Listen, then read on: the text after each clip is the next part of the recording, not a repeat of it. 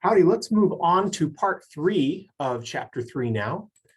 In this part, we are discussing more in depth on the core competencies themselves, how they provide advantage, and how they really fit into the mission of an organization. And there are two particular tools to help firms identify their core competencies.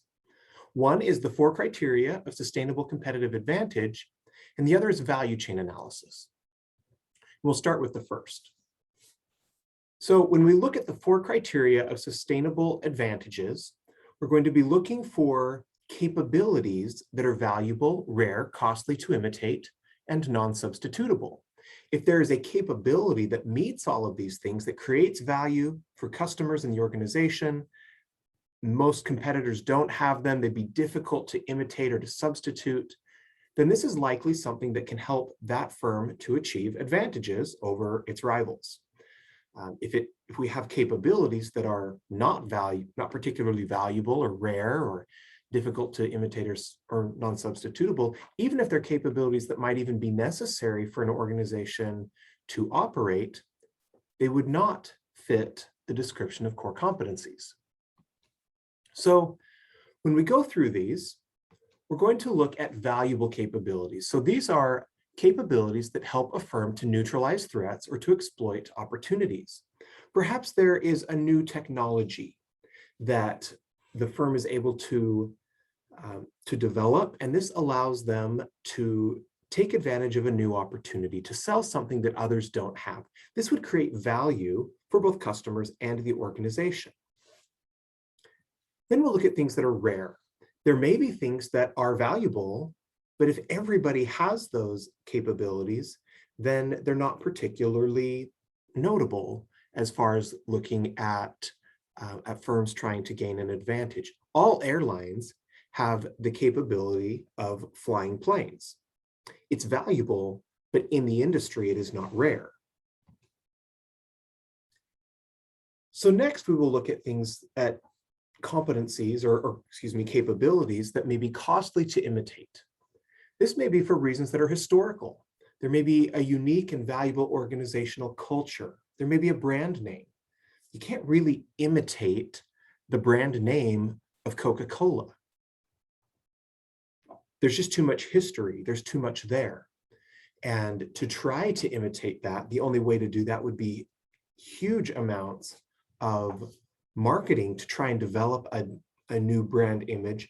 It's very difficult. Pepsi has worked really hard, and they're still trying to imitate or to build their brand to the strength of Coca-Cola, but they've always been behind. There may also be ambiguous causes for sustainable advantages. It may be unclear why a particular capability is achieved by some organizations, but not others. There may also be social complexity. It may be how people work together within the organization. It may be the relationships that an organization has developed with suppliers or perhaps with their customers in a way that others would have a hard time being able to accomplish. And then we'll look at things that are non-substitutable. So there's no strategic equivalent. There may be firm-specific knowledge, patents, or trade secrets. There may be an organizational culture which may be costly to imitate in certain areas, but it may actually be something that is very difficult to accomplish. And without having that positive culture, a firm would simply not be able to reach the same level of performance. There also may be superior execution of the chosen business model. You can have a business model or even a strategy that one firm simply performs better, and that may end up being the difference in success. To give you an example of substitutability, if we go to a cult classic, The Princess Bride, and we see this hand-to-hand fight between Fezzik, the giant known for his strength, and then we look at Wesley, normal size human. Well, who has the advantage in a fight? It's very easy to look at this and say, well, obviously that would be Fezzik. And we can see reasons for that to be. But as the fight goes on, spoiler alert, but I'm going to tell you anyway, turns out that Wesley is quick, he's agile, he's able to escape the attacks from Fezzik and ultimately find a way to win. There are situations in which the size and strength or economies of scale of a large organization can be overcome through other things, maybe not through economies of scale, but perhaps through responsiveness to customers, to the ability to follow trends faster because the supply chain is simpler, even though it may not have quite the same cost advantages as a large organization. Just an example of this would be if a large retailer like Walmart is planning often 6 months ahead, where smaller retailers, say clothing, for example, where Walmart is deciding what it's going to sell months in advance, smaller fashion companies might be able to get things through in a couple of months and maybe be a little bit more accurate in what trends are in real time. There are substitutes for many strengths. So capabilities failing to satisfy the 4 criteria are not core competencies, meaning that although every core competence is a capability, not every capability is a core competence. So we can look here at different capabilities, and if a particular capability is not valuable, rare, costly to imitate, or non-substitutable, then it would be at a competitive disadvantage and earn below average returns. If we can say yes to some but not others, then we may be at competitive parity, earning average returns. We may look at companies that are able to say yes to most, and they may have a temporary competitive advantage that perhaps meets some of these, but other firms are able to ultimately imitate, for example, and they would earn above average to average returns as competitors are ultimately able to imitate what they're doing. But if we can say yes to all of these, then we would have a firm that is at a sustainable competitive advantage and earns above average returns. If we were to take a simple product that many of you probably have within arm's reach right now, your iPhone, we would say that the iPhone has advantages, it has characteristics that are valuable, that are rare, that are costly to imitate, and that are non-substitutable. Simply the Apple brand name is helpful, but if we were to look at the way that your iPhone works seamlessly with your other devices, that is something that no other firm has to that same level in the smartphone market. So this is a company that is able to sustain its competitive advantages and even to charge higher prices as a result, earning above average returns. So next we'll look at value chain analysis, which allows the firm to understand the parts of its operations that create value and those that do not.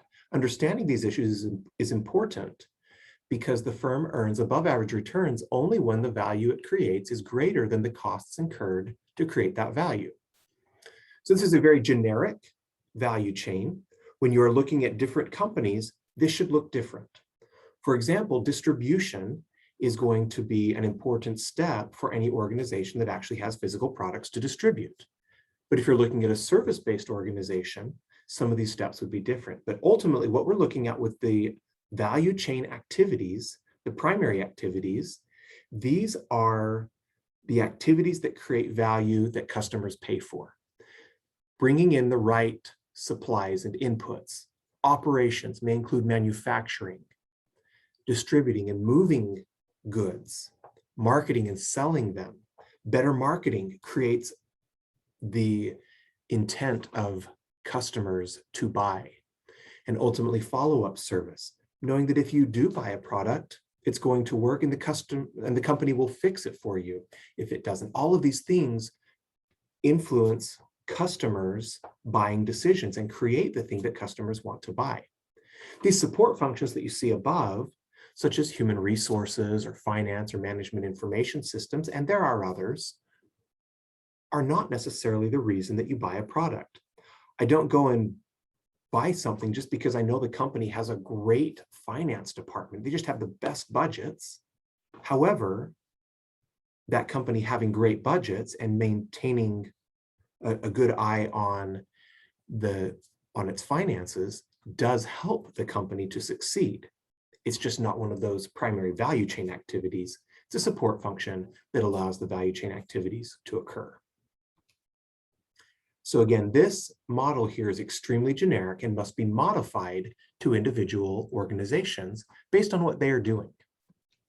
So the value chain is a template that firms use to analyze their cost position and to identify the multiple means that can be used to facilitate implementation of a chosen strategy. We have the value chain activities that the firm completes in order to produce products and then sell, distribute, and service those products in ways that create value for customers, or similarly, to provide services if that is what the organization does. And support functions include the activities or tasks that the firm completes in order to support the work being done in order to produce, sell, distribute, and service the products that the firm is producing. A firm can develop a capability and or a competence in any of the value chain activities and support functions. Each capability may create value for customers. So to give you an example of an organization that had a support function that creates value, before most other large retailers did so, Walmart used very detailed databases to be able to track their inventory so that when products were sold at the register, the company would know because it was all linked together. They had better data than their competitors. Now, nobody made a purchase decision based on that. However, because the company had better information, because of its information systems, they were able to better replenish. They were able to keep costs down by not having to store too much inventory, and they were able to have a more efficient supply chain that did ultimately lead to value creation. So let's talk about a couple of value chains. And I'm going to go very high level on these. When you're doing your own analyses, you'll be going at varying levels of depth and more depth than we are doing here. So if we consider Boeing, what does Boeing do? Well, they buy inputs, they manufacture airplanes, and then they distribute those airplanes. Of course, there are other steps involved. But if we look at Delta, it has a very different value chain. You could say that the Delta value chain picks up where Boeing leaves off. They buy a plane, and then they use that plane to provide flight services to customers.